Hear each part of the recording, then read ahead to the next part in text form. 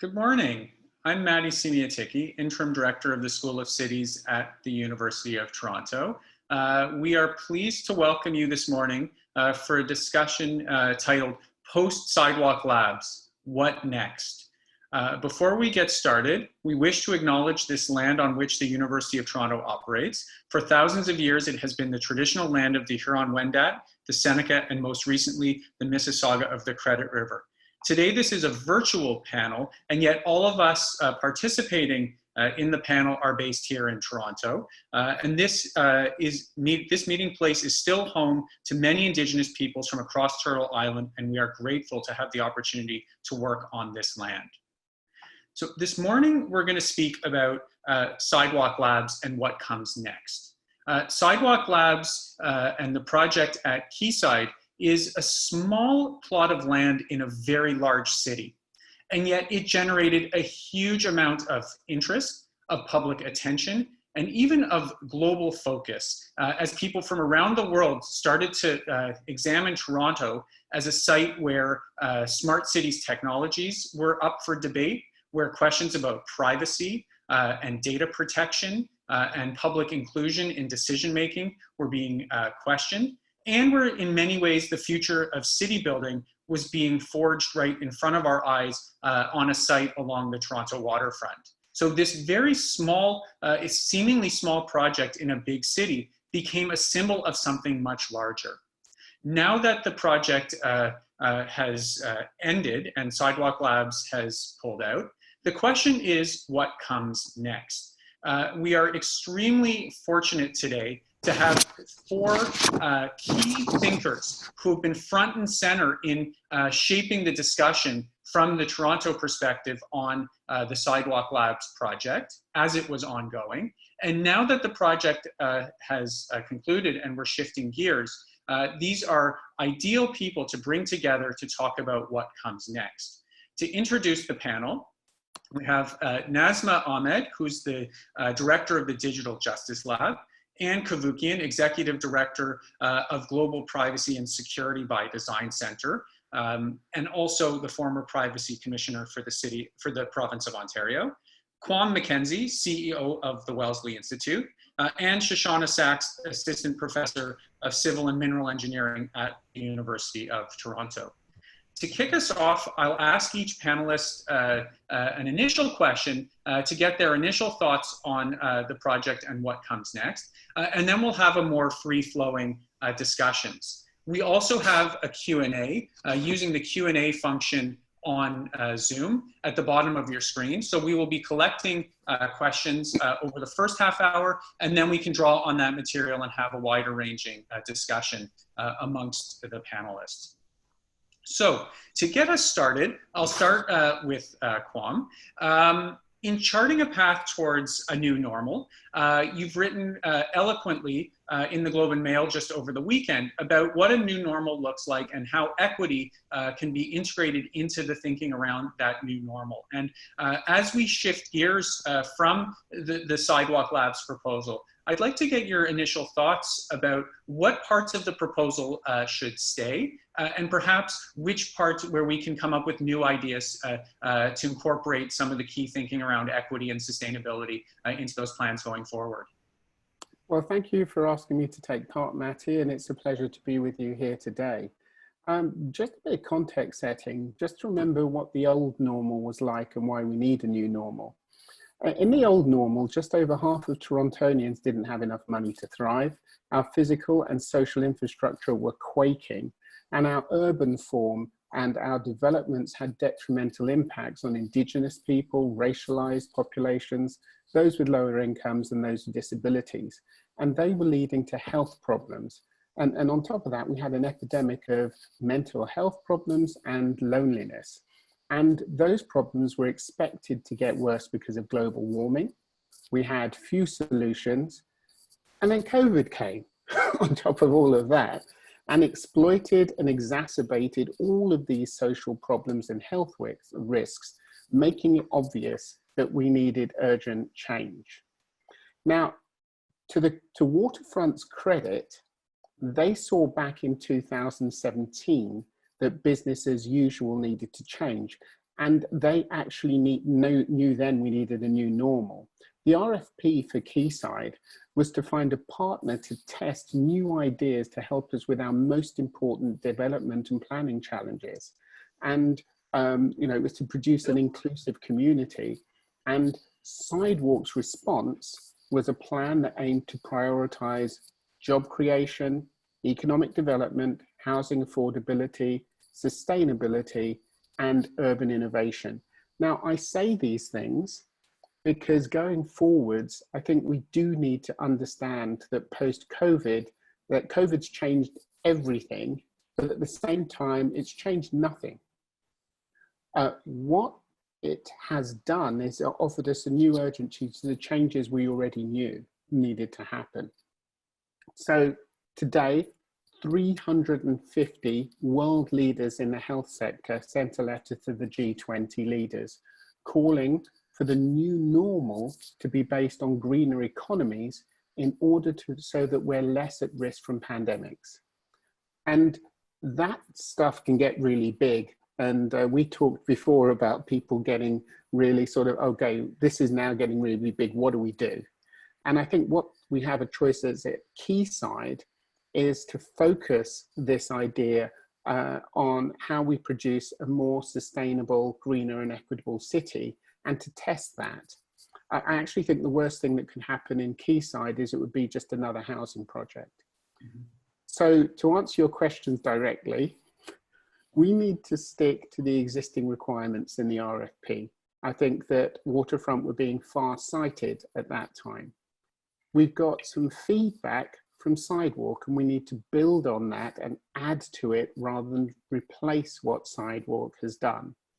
We specifically need to test and understand how you apply authentic equity lenses throughout planning and implementation. And then I think that we have an opportunity to test Declaration 2020, which is the thing that we launched in the Globe and Mail on Saturday, looking at the responsible use of land, accelerating the decarbonisation of our transportation system, and embracing sustainability in the built and natural environments. And some highlights very quickly I would suggest is it should be a 15-minute neighbourhood where it's possible to live, work and shop. We have to restrict short-term rentals to ensure that rental homes are not again removed from the marketplace. We need to assure housing affordability and perpetuity, which often doesn't happen in developments, allow active transportation, electric vehicles only, enhance our transit service, and think about, if everybody's worried about the LRT, think about rapid bus transport with electrified buses. We don't want to dump untreated sewage, and we need to think about the tree canopy and how we get towards a 40% urban tree canopy. But I'm really interested not only in making this carbon neutral, but also in design principles which allow the aging population and Canadians with disabilities to be able to participate. And I think if we take some of those 9 issues out of the 2020 declaration, add them to what Sidewalk have done, and add them to the RFP that Waterfront had initially, that we're probably going in the right direction to developing a community or a test bed down on Quayside that could be a catalyst for change throughout the city. Thanks, Kwame. And let me shift to Shoshanna and ask about the role of technology in this community. The Sidewalk Labs plan started with the slogan of building a city from the internet up. It was very much about tech-led urbanism and the role of piloting and integrating new technologies into a smart city that will deliver on some of the objectives that Kwame mentioned. Now, those excited a lot of people and also raised all sorts of questions about the role of technology in city building, issues of privacy, issues of data protection. And I'm wondering where you see the role of technology in the context where we know that you've written about in praise of dumb cities, and maybe not pushing for all of, for tech, necessarily for tech's sake, but for seeing how we can build better cities from the ground up. So I want to give you the chance to speak about the role of technology in the future of Quayside. Thanks, Matti. I'm going to focus mostly on the function of technology. There are lots of important questions about privacy, but there's a fundamental question about, does technology work to help with our real urban problems? Kwame explained many of the challenges we're facing really clearly and listed many solutions that we know a lot about already: planting trees, creating communities that people can work in. We don't need technologies to do these things. We know about solutions that work. They've been trialed and tested all over the world, but we've been very resistant to them in many North American cities, and including in Toronto, because they feel like a different way of doing things. We often have an inclination of, there must be an easier way to solve our problems. We don't want to do the hard work that involves thinking about a new way to build cities. And technology is this very sexy, very tempting, shiny bauble that comes in and promises, don't worry about having to change things. Don't worry about having to do the hard work. We'll just solve it with tech. And building a neighborhood from the internet up always sounded like a terrible idea, because the fundamental things that a neighborhood needs are strong physical things. Right? You would never build a house from the roof down. You don't build a neighborhood with electrons. You need concrete and grass and trees and a water treatment plan. And those things can't be avoided. So where do I see us going in the future with technology? I think that there has been a lot of excitement about technology, and there is a role for technology to play in the future, but I think we should be treating it like the cherry on top of the sundae. It's the last thing we put on after we explore getting the fundamental physical things right. And the great thing about getting the physical things right is they last for a really long time. Great neighborhoods and great cities around the world, around Toronto, benefit from having a functional physical world that lasts for them through changes in time, technology, demographics, economics, health outcomes. And if we get that right, I think that's a much bigger place to focus. An important thing going forward is when the RFP came out 3 years ago, it was planned to be staged. Quayside was going to be a test bed to learn things for building on towards the larger development on the Portlands. But now, as the Portlands are in development and as Quayside has been delayed, I have a crasher. As Quayside has been delayed, all of these things will be happening at once. So there isn't as much time to experiment. We need to try harder to work with ideas that we already know work. And there's a lot of those available, from bike lanes to insulation to shading. And let me follow up on that and ask you then, if we're going to use technology as a piece that we interweave into aspects of existing models of city building, how do we protect privacy and make sure that it really is to the benefit of the citizens and in the control with sufficient accountability?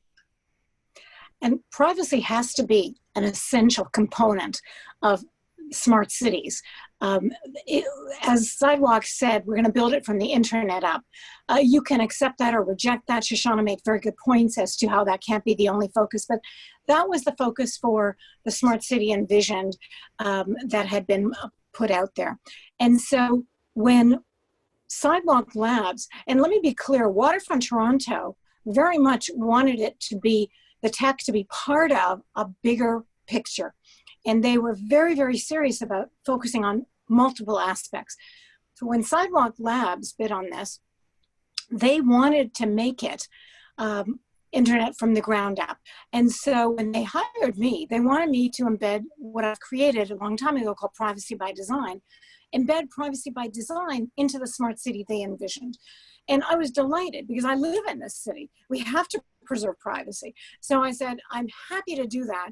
But I said, well, let me warn you, I'll be a thorn in your side if you don't offer the strongest privacy, because that's what privacy by design is all about. And they said, that's why we're hiring you. I said, great. So it was fine at first. And when I studied it, what I realized was the technologies they were going to use, the sensors, etc., these were now going to be on 24/7, constantly. So the sensors collecting data constantly, individuals would not have an opportunity to consent or revoke consent to any of their personal information that might be captured by these technologies. So I went to Sidewalk and I said, look, here's what we have to do. We have to de-identify data at source, meaning the minute the sensor picks up something, you scrub it of all personal identifiers, you anonymize the data immediately. Then you still have a lot of data, but it will be stripped of the privacy concerns because it will no longer be personally identifiable. And they went along with that. They said, that makes sense. Okay, let's do that.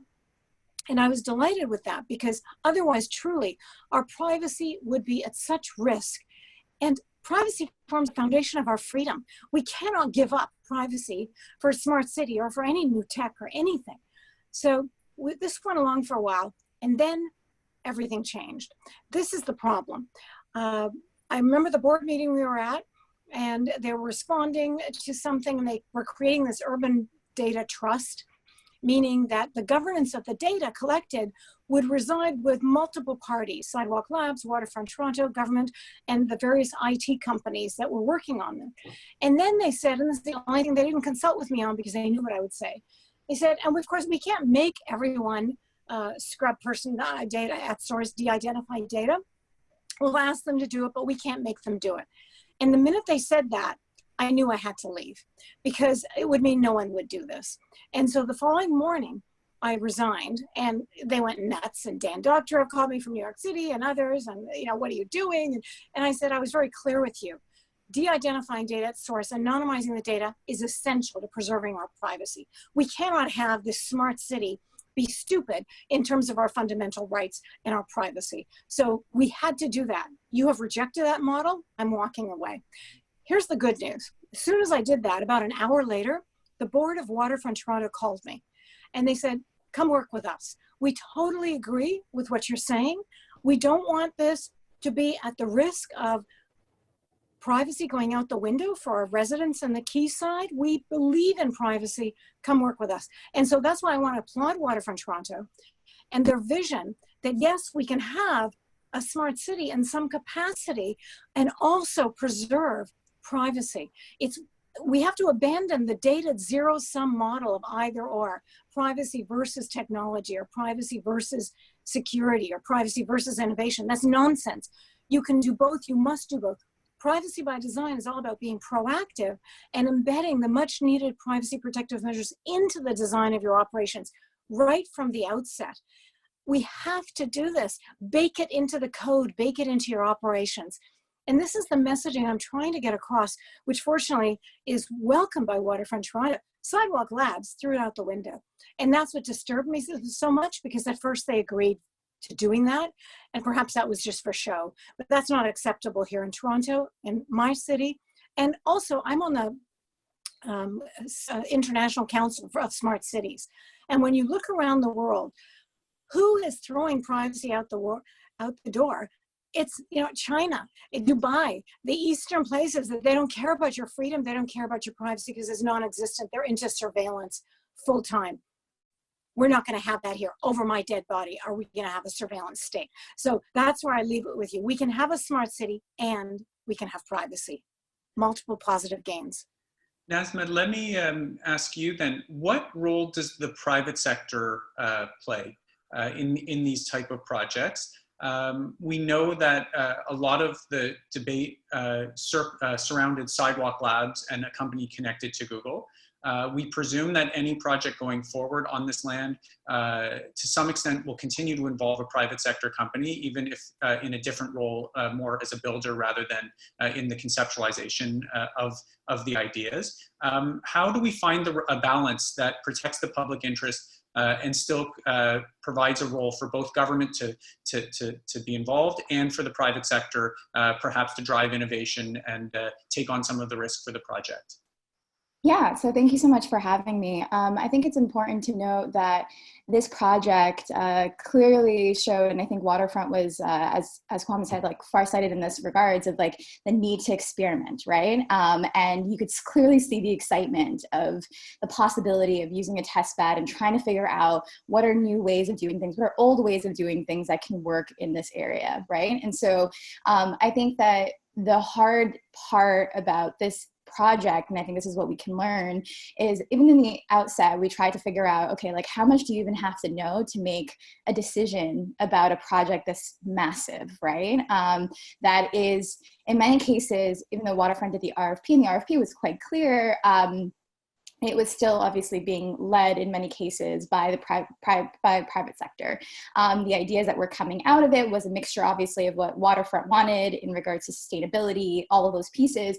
But there was, in many, I would say, a co-op situation in regards to who had the decision-making power. It wasn't always clear on the outset of who was making the decisions, even though Waterfront tried to make it very clear in many cases. And so I think what did happen is almost a capturing of imagination, I would say. And it wasn't as if any of the ideas were like, some of the ideas were actually quite new in regards to what Sidewalk was presenting.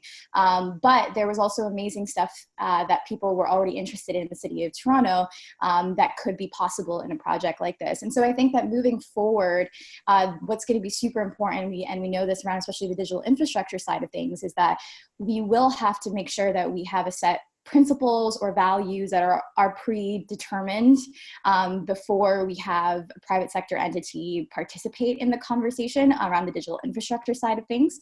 And so I think that's the one aspect. That's why, for example, the City of Toronto is looking at their digital infrastructure plan. Waterfront was also, really trying to figure out on their end what they wanted to see and what their kind of rules and mandates were going to be. And so I think that is going to be I think that's going to be a huge factor as we move forward. It's not that we should not work with the private sector, is that we should frame the sandbox, right, very clearly, and not to say that we're not allowing for new ideas to come in, not saying that you're not supposed to, provide innovative solutions. It's just that we create the sandbox, right? And make that sandbox extremely clear for the ways in which the private sector can engage. And I think that's the part that wasn't as clear in the outset, and then obviously snowballed into something a lot bigger. And I think it's not just on the digital infrastructure part, right? And so I think that was obviously the one that was highlighted the most, but I think overall we need to be creating that sandbox, whether it be the regulatory sandbox in regards to the technical infrastructure and like what we want to see around exactly what we mean around deep affordability, for example. And so I think that's the part where the public has to engage. And I think that because Waterfront was doing their own public engagement, I think a lot of ideas came out of that as well. And I think that a lot of great ideas have come out from Declaration 2020, and a lot of wonderful things have been going on for the last 10, 15 years of ideas that I think can be molded into figuring out what is the sandbox that we'll be playing in. So I'm gonna start asking questions that start to draw on some of the Q&A. Our Q&A is very active. People have a lot of questions for our panelists. We've started to provoke a lot of thought, and I'll use those, if not read them directly, I'll use them as a way to start asking some questions of our panelists. For Kwame, how do we think of the future of housing and urbanization in a post COVID-19 world, and what role can technology or innovation play in achieving those outcomes of sustainability and equity? Yeah, I think that it's great. There's lovely, wonderful panels so far, really exciting, wanted to jump in lots of the times to say, I don't agree with this, I do agree with this, but I haven't been able to do that. I think that one of the issues that comes from COVID-19, obviously, is the density and what smart density looks like, and how you manage to have dense enough populations and dense enough developments to allow to have a 15-minute development and a green development without having density that therefore increases people's risks of virus transmission or other problems in the future.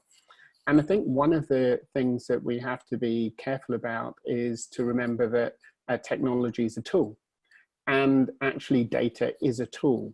And understanding how people use environments, how people move around cities, how they helps you create things that work for people and create things that are safe. It is interesting that, you know, everybody's talking about Trinity Bellwoods at the moment. Actually, it was really obvious that that was going to happen. And part of the reason it happened was because no rules were put in place to say, you know, in this space, we're going to curate it this way or that way so that people are safe. And now people are thinking of retrofitting that. Actually, data from urban developments, if you capture it, allows you to think this through and allows you to model human behavior and allows you then to allow the built form to get you where you want. And so I do think, you know, it's important to think that there is a possibility post-COVID to use data, and I agree with Anne, it can be de-anonymized. It doesn't have to have personal information in it to understand how people use space, and I think that was really, you know, quite important. And if I may, yep. Matt, may I make a comment? Absolutely, go ahead. Thank you. And I agree with everything that was just said. I just want to make it clear that when we're talking about using data for value, which of course we can, we have to always insist upon it being de-identified and anonymized upfront proactively, because after the fact, it's too hard. Yeah, we don't agree there, because I work in health and we actually don't always have de-anonymized data because it's important not to have de-anonymized data for health. Oh, of course, and I accept that. I'll speak for myself as a patient. I have been in and out of the hospital with lots of surgeries, and the value of having my data accessible to my surgeons and my neurologists is very important. That's not what I'm talking about. In the context of a city, and let me reference COVID-19, it would be a nightmare to have our data accessible and identifiable form.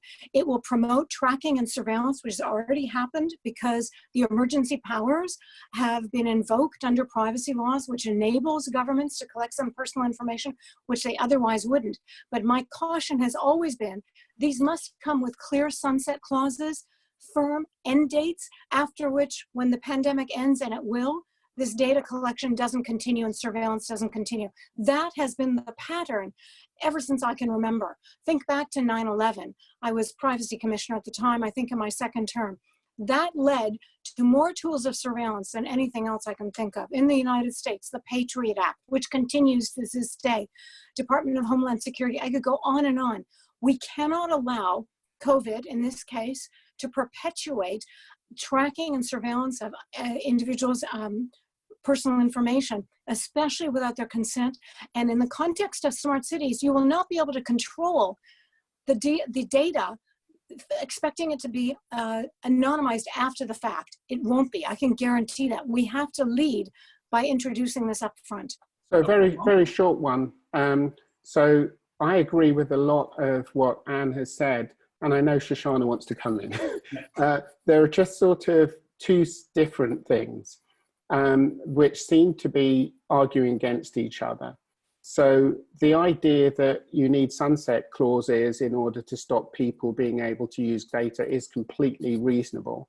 The idea that there need to be limits to using data is completely reasonable. Some of the issue comes that if you actually have completely de-anonymized data to start off with, it decreases the utility of the data. And so you can't actually use it in the same ways. So we just have to make sure we think that through, because all of those things that Anne's worried about are exactly the same things I'm worried about. It's just a question about how you do it and when you do it. And, you know, I agree with her, once the cat's out of the bag, it's an issue. But we now live in a data-driven society, and I don't think we've quite got the balance right of utility versus protections. But I know, Shoshanna, you wanted to come in and you were desperate to come in, and so I wanted to stop to let you do so. Shoshanna, the floor is yours. Thank you. I think there's a couple of different things we need to pick out here. One of which is, what do we mean by a smart city? We've mostly been talking about data. And while that was a big part of Sidewalk's vision for Quayside, so was technology. And those are different things. What kind of data are we collecting? Where are we collecting data? What technologies are we using to collect data? Or do we have any reasonable belief that the technology will keep working for more than a few months or a few years? These were all really big questions that were never worked out. Also, if we're running a data and technology experiment, what happens when things break? Who's responsible for it? What does it mean to live inside an experiment? What rights do you have?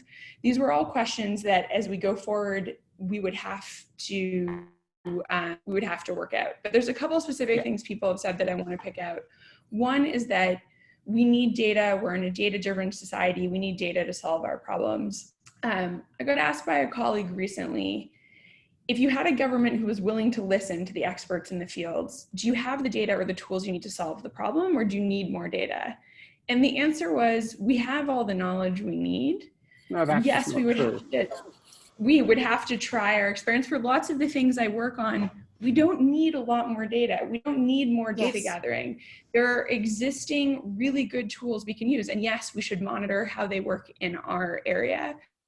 But for instance, something as simple as a bike lane, when we put in a bike lane in Toronto, we put in some of the most intense data gathering tools that exist in the world, and we find the same thing over and over and over again that everyone has found everywhere else, which is that ridership goes way up, spending in local stores go way up, and they tend to be wildly popular. We don't have to keep finding the same story over and over again. We don't always need new data. It isn't always the answer. Not to say it's never the answer and we never need new data, but we have a lot of platitudes about data and technology, like data is the oil of the future. It's all going to be data driven. And I think we need to let go of that. There's lots of ways to be ambitious, to have innovation that is not about technology or data. And then one other thing I wanted to pick up on, which was public versus private. Urban development, infrastructure development is slow. It takes a long time to get something built. It takes a long time to figure out if it works. It takes a long time for it to mature into itself. And so players involved in that need to have the patience for slow development. And so I think that's a bigger question of public versus private is it slow money or fast money? Fast money has very little place in urban development, infrastructure development, certainly not city scale development, because they need to get results and returns faster than a city or a neighborhood matures. There is slow money in the sector. Canada, for instance, has spoken a lot about pensions investing in development. And this is a question that has come up in infrastructure development for more than 100 years. Lots of early stage, what we now are physical utilities, even things like subways and railways, were originally private. But over time, they needed to become public because that was the way to have patience for slow development, the way to ensure the public good. And so as we're talking about public versus private, I think we have to have a lens on how long does it take? What's the temporal scale here? Nasma, I want to bring you in. How do we engage communities in a meaningful way to participate in these complex projects that are very long-term and have big implications? How do we, and also where there's often uncertainty, how do we ensure that, that communities are meaningfully consulted and engaged and can participate in the decision-making around the choices that are made for a really important site in our city? Yeah, I think that that was the very difficult part of the Sidewalk Labs project, right? There were so many facets to it. Like it is nearly impossible. Like, for example, I'm not a healthcare expert. I don't know, follow social determinants of health, for example, as often as others do. And so even my understanding of, for example, the environmental side was quite limited, right? In what I could even engage in. And so I had to fall back obviously on experts in that regards. And so I think that with a project like this, and obviously with a lot of larger infrastructure projects, there are so many facets to it that it's quite difficult for us to parse through. And I think the one that obviously most people started to attach themselves to is the digital one.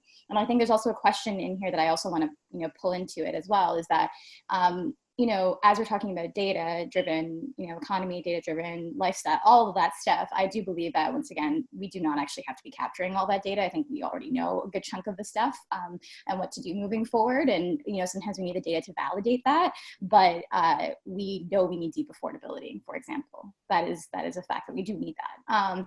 And so I think that what's really interesting is that around the tech side, I'll just talk about tech because that's where my focus is on, is that it was really hard for us to build the kind of larger digital literacy that was necessary for people to actually engage in the conversation around Sidewalk, right? Just the understanding of just like basic concepts around privacy, how that actually plays into their individual experiences, right? Because our interpretation of privacy varies based off of your lived experiences. So how you're engaging with that conversation and the data collection is completely different based off of based off of your income, based off of your race, all of that stuff. And so I think that moving forward, what we noticed was that, first of all, there's a huge gap on digital literacy. We already knew that beforehand, and then it just kind of got exacerbated. And not only did it get exacerbated, but there was also difficulty around digital literacy even internally within government partners, within Waterfront at the time as well. And so I think there's a question about like what happens when they have a really well-resourced private partner who can get all the experts in the world, has all the infrastructure in the world, and has all the money in the world, right? To really come up with all the ideas and throw things at you. And that was also a difficulty on that front around our public entities not necessarily having the, not necessarily having maybe the expertise supporting them on all fronts, but also at the same time, just not having it in-house at all times, right? To help parse through the difficult conversations that were happening. And so I say that it was digital literacy on like the internal side and public side, but also even how we're engaging with a broader audience of people and residents who want to engage with the process is a huge piece. So I think the digital literacy part, I think, is going to be a big one as we move forward in any smart city development, but also as we move forward in what cities we want to see what cities we want to see. And then also I think that the imagination of like what is possible, I think does have to remove itself from just the expertise. I think that we have to go back to and this is why there are amazing collectives and groups who are trying to fight locally in their own local neighborhoods, from Parkdale to Regent Park to different parts of Scarborough, trying to figure out like what are the needs of that set community and lived experiences of that set community, and then how do you have expertise support that, like what they're fighting for, right? Whether it be around the subway or et cetera. And so I think that there still needs to, I think right now, especially during COVID-19, expertise is what obviously is the first thing that we go to, right? Because people who know the field know whatever is going on, what's possible moving forward. But I think we still have to have that fine balance between obviously the expertise, but also the folks who are living on the ground, who are residents, who are dealing with the issues at hand. And I think when we're thinking about smart cities of the future, we have to be able to provide that literacy and also that space for folks to imagine what's possible, right? And provide that space for imagination. I think that's also the difficulty, because that takes so much time, right? You have to have a trusted relationship with folks to be able to talk to them about what they want to see, but also you have to be able to support that moving forward, right? And then that's the difficulty of why engagement gets so difficult, is that you can bring all the perspectives in the world, and then if nothing happens with it after, or you never check back with that community at one point, then it just that trust that's built over time is disappears. And so I think moving forward, I do believe that this project, people were super excited about what was possible. And they actually felt like in many cases, I was talking to a lot of residents who felt like they were excited to see what was possible and engage in that. And so how do we still engage that excitement, right? But also how do we support that excitement? You know, that's the hard part of why people struggle with these engagement processes, is that like you try, you tell we have really great ideas that are supported by data, all that stuff. And then the city doesn't support it, or the province doesn't support it, or all the things that happen, right? And I think that's the difficulty that a lot of folks have. And in this new normal, I think it's hopefully a space for all the really wonderful ideas to come into play, because those wonderful ideas are what's fighting for our sustainability, for, you know, unhoused people to have access to housing, for us to have decent work, you know what I mean? So I'm hoping that this time can allow us to actually build that positive future. I'm going to come to you because Nasma's comments really build on one of the themes that's coming out in the Q&A, is around how our public organizations, both the city themselves and agencies like Waterfront Toronto, how do they go forward now in a post-COVID world where people want engagement and they want meaningful accountability, but they also want ambition and they want to see a new normal? How, and also in many cases, new relationships with the private sector, relationships that spur innovation, but also protect the public interest and drive the public interest. And I think those are fabulous questions, because when I was listening to both Anne and Shoshanna and then Nasma, I was thinking that one of the things I think about Waterfront is that they have, I guess it could have been a psychiatric diagnosis of implementation deficit disorder, because they have IDD, they just don't get things done. And when they do get things done, they don't get them done well. They've never managed to hit their target of 20% of affordable housing in any of their developments. Yeah. So all of the things you want, which is community engagement, you want new ideas, you want affordability, you want to actually have whole communities where there's economic viability and there's a 50-minute community. Waterfront don't generally do that, right? On top of that, yeah, but that's the development side. But one of the things we forget about the idea and the promise of Quayside was it was supposed to be a test bed. And as a test bed, you get to try things out. You get to try out how you work with people like Sidewalk and Alphabet. You get to see how you put Sidewalk and Alphabet and community together. You get to test ambitious things, and stuff goes wrong sometimes. And so this is why I agree with Shoshanna in part, and sort of also have a bit of a different take on what you do in a test bed, because you do collect data in a test bed. It doesn't have to be digital data. It can be testimony. There are loads of things you can test in a test bed. And that, in my ways, is slightly different, because it helps you then in the implementation of your test bed ideas in what ends up being the real world. And I can understand why everybody wanted Quayside to be a different sort of complete community that was a community, because it's using 12 acres downtown, right? But remember, that wasn't what it was supposed to be. That's not what Waterfront were asking for it to be. And so some of the rules needed to be slightly different in allowing things to change. Now, what do I think of Waterfront going forward?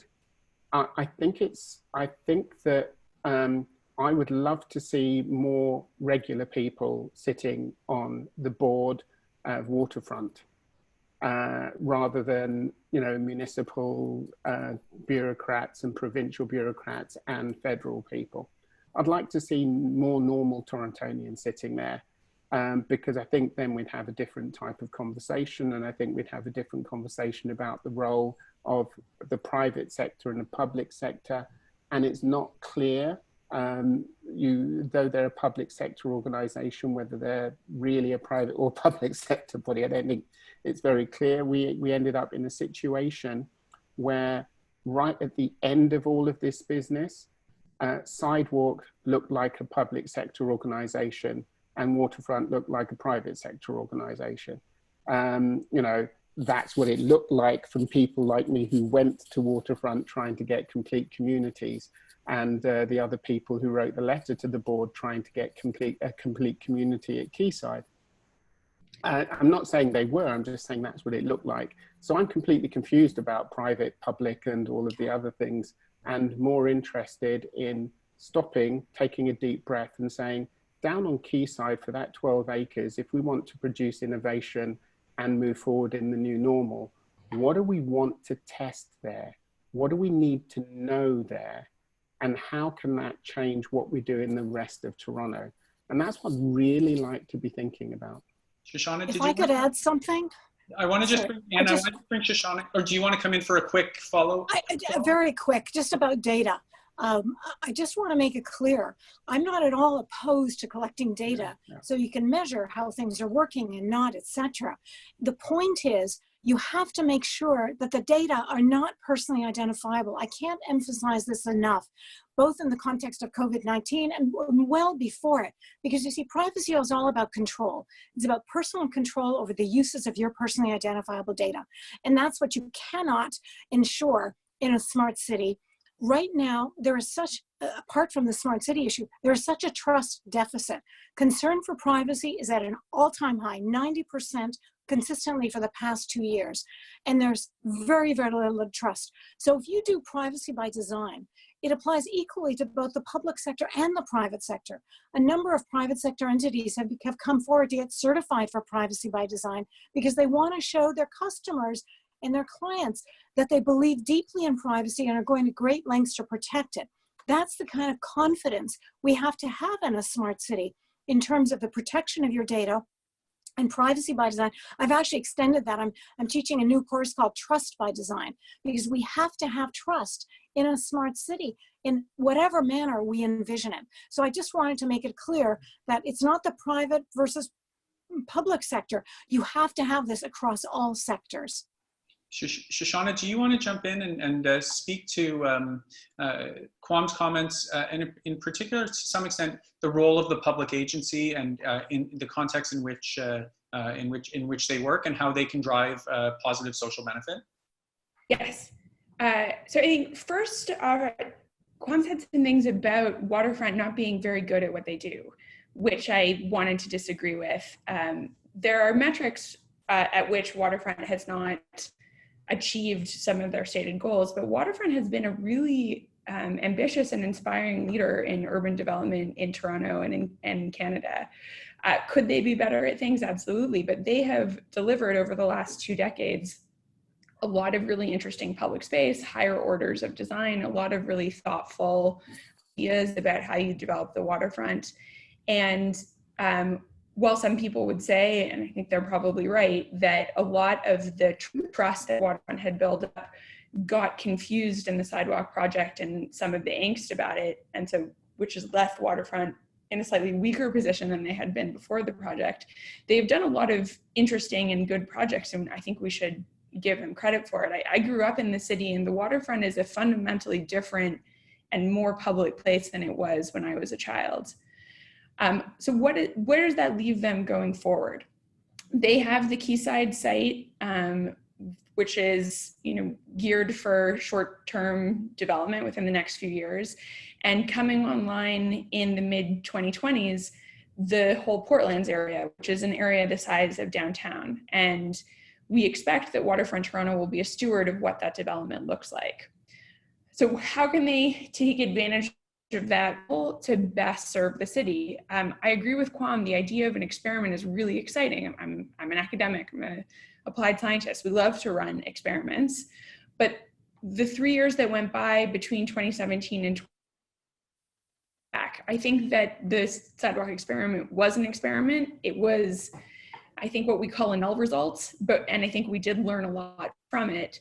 But we're not necessarily going to have time to run similar types of experiments before we hit the clock of what does it mean to develop in the Portlands, because we're not going to just not develop that land for years and years while trying out smaller experiments. So I think that's going to be one of the challenges, the idea for an experiment going forward. And where I'd like to see the public sector going as they look at developing these 12 acres and developing the the larger amount of land that's coming on is living up to their own ideals that were expressed in the 2017 RFP. It was not originally about being a tech city. It was originally about being ambitious about sustainability, ambitious about equity. And there's a lot that we can do about that now going forward. I think one of the key things that we should maintain from this whole experience is ambition. This is something that Toronto needs more of. We need to be able to aim high. We need to be able to believe we can deliver excellent things. And we need to be able to believe that Toronto can do that. Part of the excitement, I think, about Sidewalk coming in was they were big, they were fancy, they were bringing us ambition, but we have ambition here too. And I don't think Waterfront Toronto should hesitate to aim high.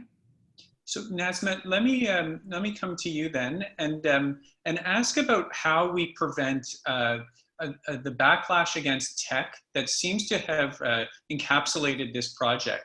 As we go forward and talk about the ideas and themes that we've hit upon, themes around using data for good, ensuring privacy, but how do we ensure that the sort of broad backlash against tech doesn't now crowd out great ideas for this project and the ambition that Shoshanna was talking about being needed for Waterfront Toronto and for the Quayside and Portlands project? I think Shoshanna really got it in regards to the ambition was here, and right now the ambition just needs to be supported. And so I think that is the big piece here, is that it doesn't, I think this project, it was a lot of, fancy New Yorkers, but also a lot of Canadians that were part of it that did amazing work in that regards. But, I think there was something about the pizzazz of it that really got people working. And, I think that there is a lot of ambition here already, but it just hasn't been supported ambition, right? Folks have been fighting really hard around sustainability and affordability. And so I think the techlash, I believe that it was actually fair for a lot of that techlash to occur. And the reason why is that, there was a lot said around what Sidewalk was doing. I think there were some parts that actually worked really well that they were trying to provide that I think was clear. But I think that the hard part around the techlash is that once again, tech became the focus of the project, but I actually don't think that was what can be learned from this project. I think it's the conversations around power and rhetoric, right? And that is the part that I thought was, the most interesting aspects of it. But the pushback on the tech side, I think is super, super important because we have a larger awakening that's occurring, right? If you're thinking about post-Cambridge Analytica, you're thinking Snowden, you're thinking all of those pieces that have come out over the years that folks, and this is obviously the broader communities, right? But we're thinking about folks who are Black, Brown, Indigenous who've been thinking about this prior to, right? And so I think that the techlash was warranted in a lot of ways. And I think it kept people on their toes, to be completely honest. And I think that is the part that was really interesting to see, because it really pushed what was possible, but also what were the regulatory practices going to be, right? What are we accepting and not accepting? And I think if we did not have an entity like Sidewalk to come into this in that way, I don't think we would have had all of those conversations so quickly over that period of time. And I think that is the part that I'm still, we don't have to have everything as a learning lesson, but I think that it did accelerate the conversations, right? And then we have amazing initiatives like the Open Smart City work that's happening out of, Open North and all of that are trying to expand those conversations and embed, equity and embed accountability practices and different procurement practices. So I think that the techlash was warranted, and I think it pushed us. And so how do we now move forward in a way that actually takes, I think, there's a lot of rhetoric around technology being neutral, which is not the case in any way, shape, or form. And so I think that the rhetoric that is now, what I'm hoping is that when we're thinking about technology, we don't think of it as the little fancy package that will solve all our problems. And I think we're pushing back on that. We're pushing back on that rhetoric every single day.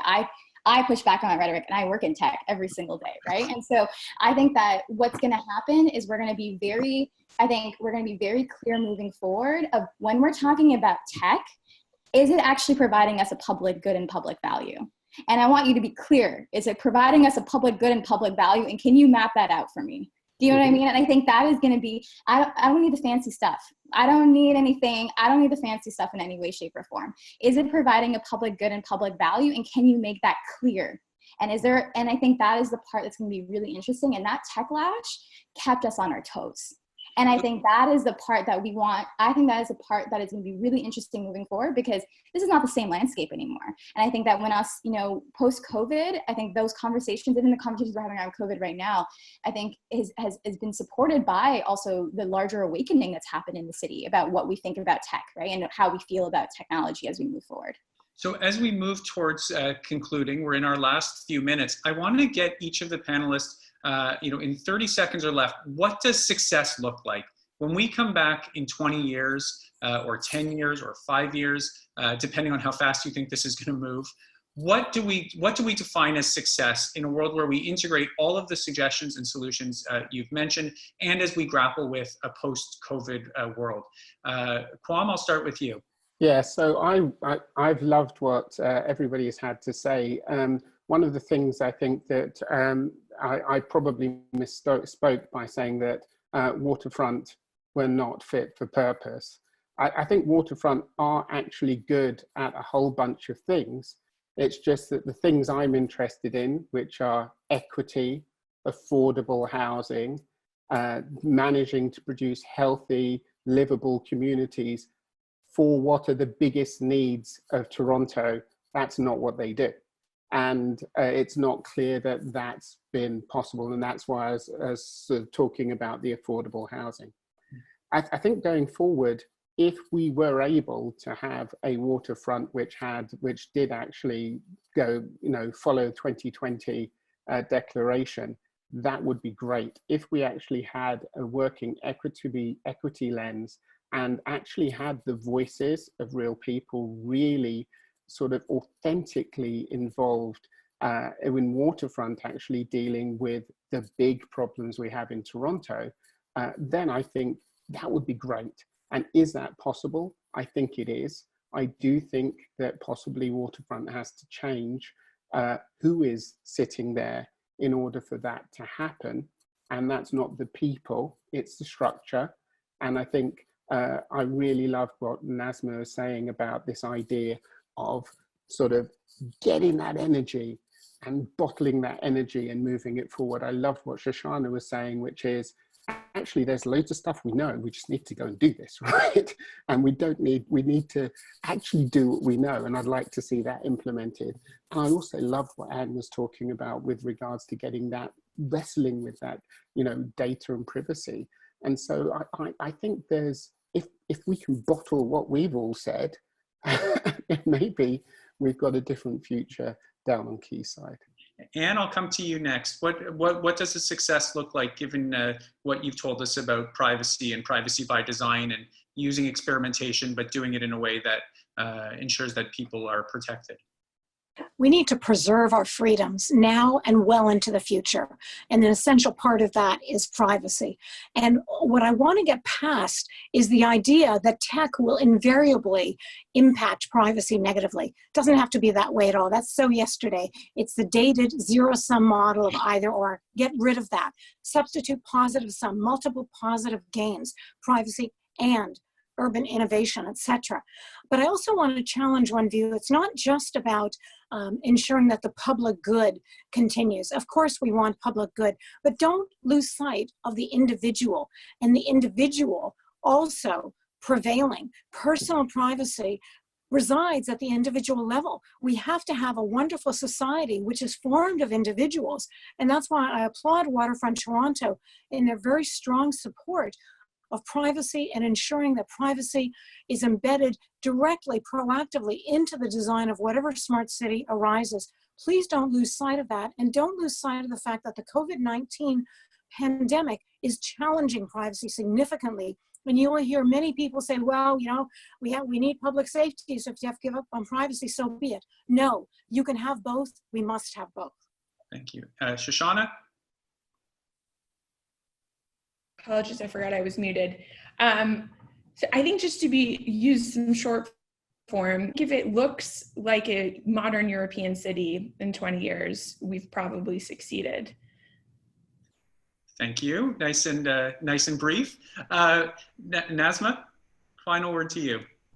I think that a success to me really looks beyond obviously the tech side of things. I think deep affordability is an important thing for me moving forward. That is a city that I want to see, a sustainable, deeply affordable, walkable community, as someone who was born and raised in Scarborough and took 3 modes of transportation to get everywhere. And so I think that that is what I'm hoping for moving forward, and that, you know, obviously we have a conversation now with people who are experts in their own fields, but I do hope that when we move forward that we are talking to folks who are residents and actually are being able to engage them in ways that actually listen. We need to listen. And I think that's the hardest part about projects like this, is that we don't need an American company to come in to like allow, you know, to create space for us to like listen to our residents more. And so I think that that is something that I hope we do. And also I think based off what Anne's saying, that we actually have to do collective work.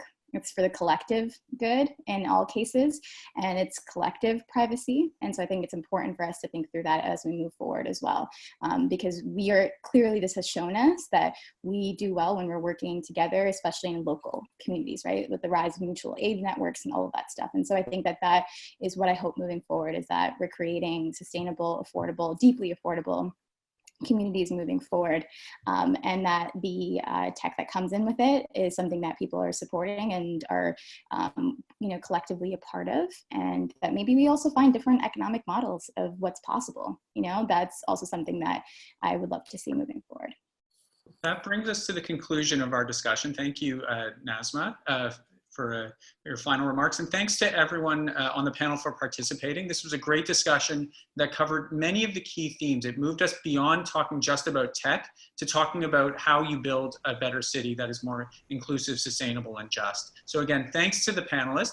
I want to thank the audience again for participating today. A link of the recording of this conversation will be circulated tomorrow or in the next few days, so that we can continue to listen and learn from the discussion today. Also, the School of Cities has, our next event is on Thursday, May 28th at noon. It's called Towards a New Kind of City, and it's a conversation with Melinda Yogendran, myself, and Ken Greenberg, thinking through some of Ken's big ideas about how to build better cities, building on his commencement address for his honorary degree from the University of Toronto. The School of Cities also has a partnership with the Schwartz-Reisman Institute for Technology and Society and the Munk School of Global Affairs. We'll be releasing a new report on urban governance and governance innovation in the next few weeks that picks up on many of the themes that we discussed. And finally, for more information about activities from the School of Cities and upcoming events, you can visit us at schoolofcities.com and sign up for our monthly newsletter. So thanks again to the panelists. Thanks again to the audience. Have a great day, everyone, and stay safe. Goodbye.